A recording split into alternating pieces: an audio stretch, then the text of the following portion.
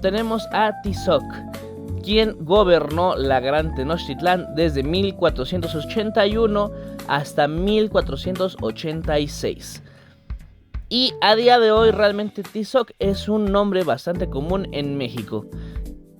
Y su trasfondo es bastante abstracto, ya que Tizatl significa tierra blanca o arcilla.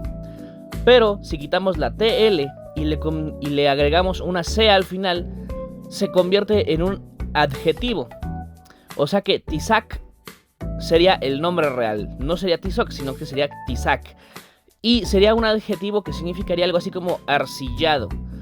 O sea, o bañado de arcilla. Pero esto hace referencia a un ritual de sacrificio de los mexicas, donde la sangre de la persona era guardada en vasijas de arcilla. Entonces a eso se refiere a los sacrificios donde guardan tu sangre en vasijas de arcilla.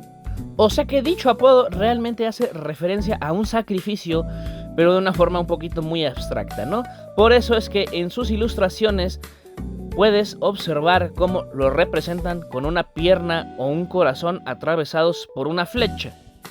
Si quieres ver este video completo, ya lo tienes disponible en mi canal de YouTube.